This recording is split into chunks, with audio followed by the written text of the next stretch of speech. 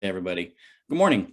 So Cordell and I are here for round two of Ask Us Anything. And so I got a couple questions that came in. And the first one, Cordell, is it was about price increases and material escalation. So you got a subcontractor or somebody that comes and gives you a price and then gets in the job and wants to come back to the customer for a material or a price escalation or a price increase. Now, we're talking about a DIY kitchen and bathroom course. So I can answer that question from two perspectives, but I'd like your thoughts on that. So what do you do if a subcontractor comes to you and says, "Oh, guess what? I gotta jack my price because of material Well, escalation." in today's round of labor increases or I should say, cost of labor increases, supply chain issues, prices are just going through the roof on my end, and I'm sure on your end too. Mhm. So one, start with your fine print. Look at your bid or your estimate you got. Usually they're only good for a certain amount of days. Now, when you signed and returned that, there is some responsibility, I believe, on the contractor to honor that. They should be able to forecast what their expenses are going to be as they're bidding projects. That being said, we live in a little weird times right now where things are changing or becoming unavailable overnight. So you are paying for something that's being installed in your project, in your house. So I don't think it's completely unreasonable to ask for, some sort of adjustment. Just because I've been there where I've quoted projects and within a month lately, I've turned around and not been able to I couldn't even perform the project for that price, yet alone make any money or pay labor. So, one, I think the more open they are with you, this conversation, hey, this is the price, we are paying for pipe, whatever. Our price has gone up to this, and it shows you that they're being pretty honest with you. But also be leery of just saying, nope, that's your bid. You're going to have to stick to it because they're likely to walk. No one's going to do this work for no money. So what are your thoughts?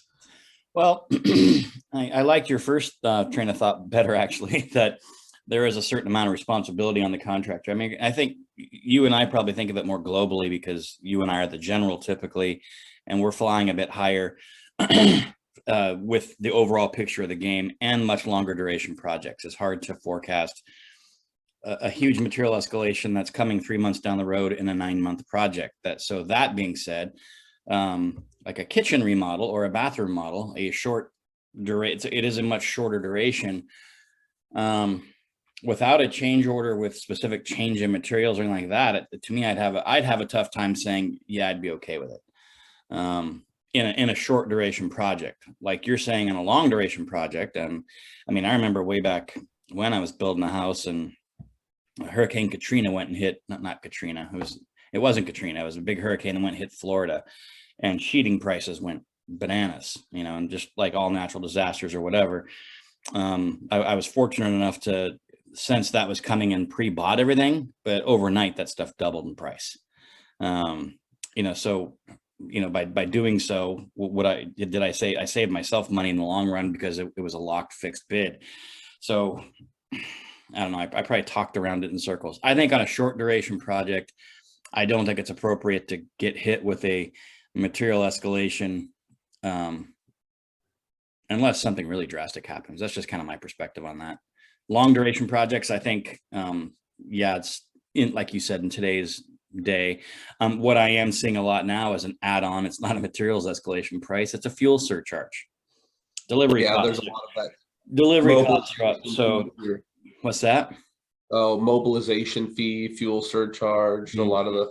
So I think we're seeing more price increases with regard to that right now. I mean, dump fees, them coming to pick up the container, and I mean, even a porta potty. It's like, it used to be a free delivery when you rented it for a couple months, and now it's like a $90 pickup and drop off. It's I mean, at the end of the day, they're going to get their costs covered. At the end, at the end of the day, they're gonna. So.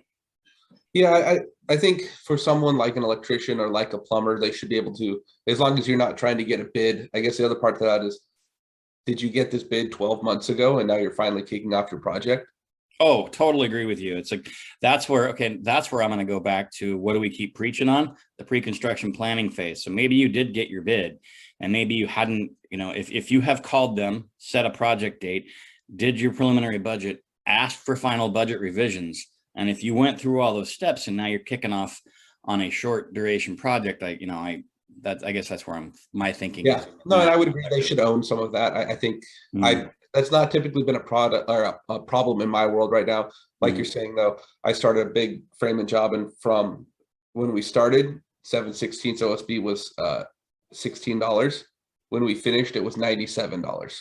There's no way to predict that. So that's kind of where I'm coming from on a lot of this. But my plumbers have, a lot of them have been telling me, hey, starting the first of next month, our prices are going up 15%. The cabinet shop is telling me, hey, come, they have a lot of the lumber yards and stuff, they know when their stuff's going to increase because their yard is full of materials that they paid a small price for, or paid a high price for. So, cabinets at the 21st of next month are going up X%. So should be able to forecast some of it. You may just end up paying for some of it. I don't think but first, like you're saying, small duration project, I see where you're coming from is, they should know what their wire costs are and fixture costs, etc.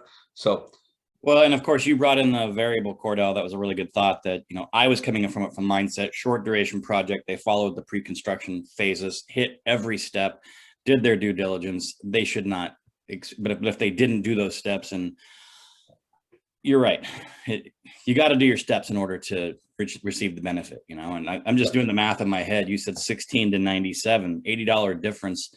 And what is the average house between floor, wall, and roof sheeting? Take about 250 sheets typically. yeah. That's a big difference in just wall sheeting.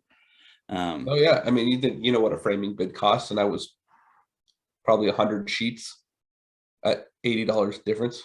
It's not bad. No. You can eat that. Yeah, it's just $8,000. Yeah, and cry me this. The cost of nails today is ridiculous. Everything's. But yeah, I mean, definitely expect if you got this bid a long time ago, and then you're going, like you're saying, going through your pre-con phase to get for final budget revisions, at that point, you probably will see a slight price increase. It's just the world we're living in. We're seeing high inflation, short labor, supply chain issues and material shortages. You will probably see an increase if it's over a long duration. But yes, I would agree that. Yep. So all around, just do your homework. Yep. Follow the steps. Yep. Next question. We're both living in this world. Everybody is actually. Product delays. How do you forecast a date? I mean, I got a faulty window at my house. The seal's, gone. And so 16 weeks? 24 weeks for a stupid picture window. It's a picture window. It doesn't even have any operation. It's a picture. 24 weeks. So, yeah. I had a window. We had some pretty high-end windows. Small job, but it was something like that, 24 weeks for windows. So meanwhile, now this building is framed, insulated, all roughed in, roughed and then insulated, sheetrocked, floorings in, and we got plywood over the windows and 90% of the siding up waiting for these windows to show. 20 some weeks later, the windows show up. We're missing one window. Apparently it got damaged at the factory or in transport or wherever, so they didn't even send it. So we had to wait another 18 weeks for the replacement. And you can't, yeah. So when I was ready to for windows, to when I actually got the last window, you're talking at least 5 months. That's crazy talk. That I got a homeowner that's like, here, enjoy your nice place with plywood windows, and I'll get my check maybe in 6-8 months. Yeah, no, and frankly, that would be unfair for you to carry all those expenses for that long. I hope you were able to back out that scope of work, leave that on the table, and yeah, but still, you just can't close it out. You can't get right. No, you can't close out. That's the issue. Project closeout is anyway. Other thing is I'm in the middle of a condo renovation, as you know. Toilets have a long lead time. Which toilets? I'd never. I've not experienced that, huh? A lot of pipe, like PEX, Weirdsbo stuff, conduit, all that kind of stuff is hard to get. Yeah, so there's literally just forecast what you're working on, ask for lead time, give it some more time, and pre-order as much as you can. Yeah. Yeah, I before think, we even started, I had him order the appliances, which of course weren't supposed to get here till February, which is when I said I wanted them, is middle of February. And guess what? They're showing up today. oh yeah, that's always convenient. I think just be mindful that right now it's a real issue and it's not very beneficial for your contractor. Don't think that when your contractor comes to you, or your subcontractor comes to you and say, hey, or the granite people that like, we can't get the one last piece of things, that it's somehow benefits them. It's throwing a wrench in everyone's plans right now. So kind of be mindful of that I know you're frustrated, but believe me, we're We are just as too. frustrated. Yeah. Our time is highly valuable, and when we have to jump from project to project to project, it's not efficient. But I guess just be mindful of, this is a real thing, and how you're gonna adjust your schedule. So how to deal with them. So one, supply chain issues are real. I ran into this, or I'm still running into this on another one, is big remodel. We just completely packed up and pulled off that job. I have all our pre-finished doors, trim, cabinets are in, but the flooring No. was ordered in, I should say all of those products are on site, they're not installed, are on. So all our flooring was ordered sometime in September. Really? They're hoping they can unload the boat in December. I mean, and that means that we're hoping it's on the boat, the right quantity. It's not damaged. The container didn't fall off the boat, Yeah. and then it's got to get from LA up to where I'm at and then installed. So, I mean, what do I tell the customer other than I'm going somewhere else to make a living, because I can't, I'm not going to sit around here. Right. Do a little pickup sticks. So, just be mindful that you, acting as your own general contractor of these projects, you're going to have to do some schedule shifts, which you're probably going to run into more right now. I would say shortages for your finish work stuff, like your flooring or your tile or countertops, like your electrical roughing stuff and your plumbing roughing, that kind of stuff. Probably be able to keep that right on track. Insulation, drywall, get her closed in. What you're going to end up doing is you're probably going to be waiting for a faucet or a light fixture, something like that. So just be mindful that you may have to do these go backs that we love, and bring a contractor back in to install one fixture if you're not going to wait. You want the rest of your project done and you're waiting on that pot filler. Are you really going to have no kitchen until the pot filler arrives? Yeah, no, I get you on that one.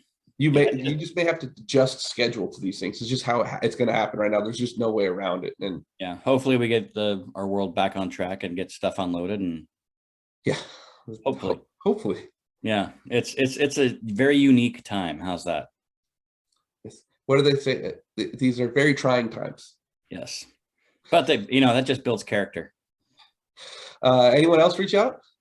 Yeah, we got one more question, and this one I've given some thought on, and I've had discussions with a couple people about this, but it's about budget.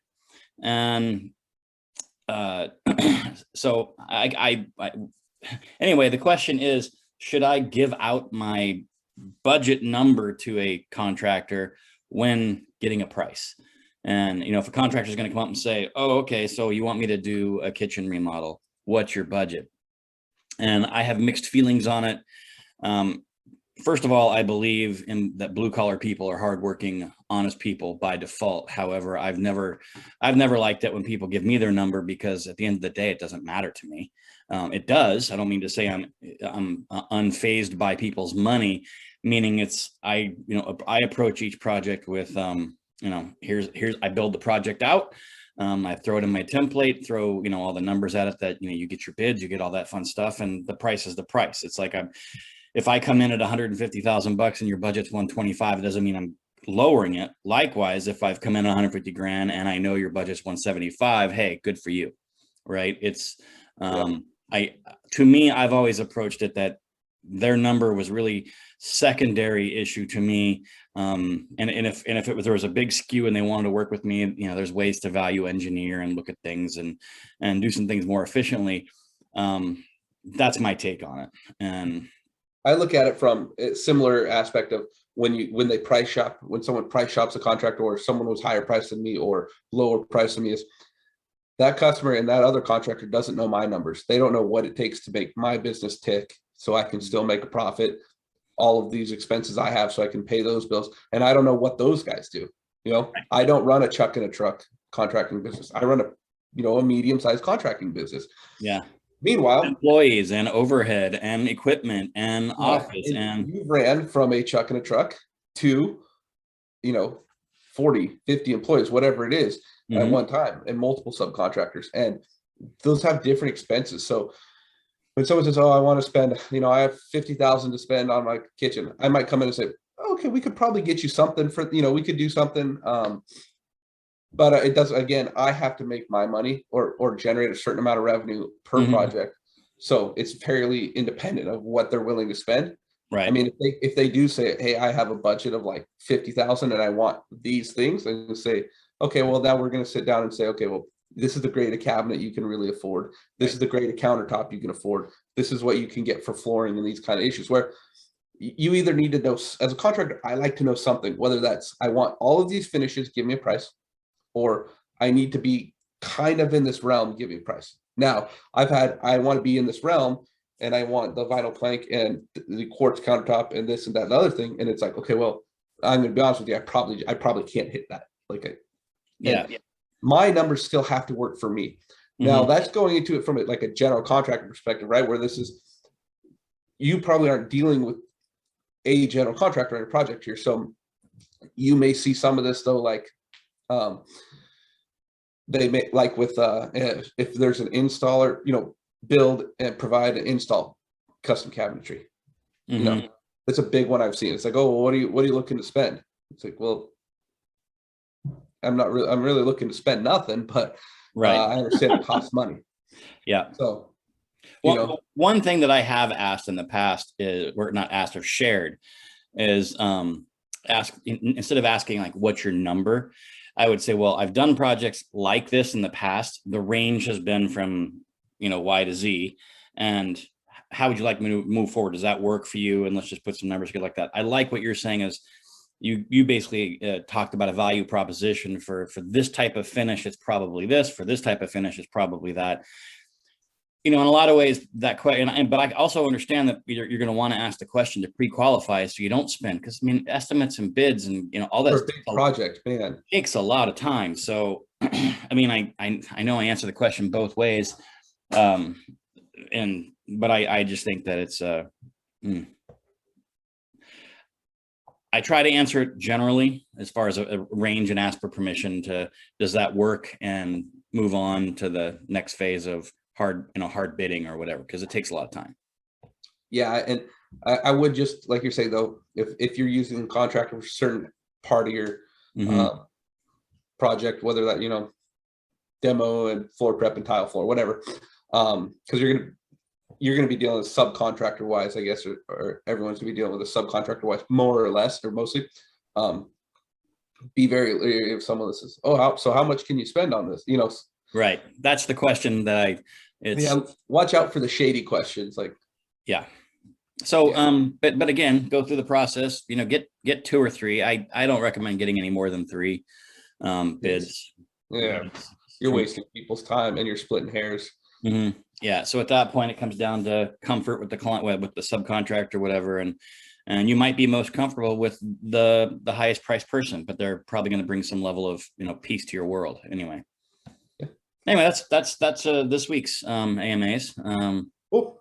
Yeah, we look forward to having more and more of your questions, and hopefully our answers are helpful and not too, I think I went off in la la land today. Yeah, well, I think we answered some questions and probably gave them a little more information than they need, but they're gonna like, man, this guy. Anyway. Talks in circles. All right.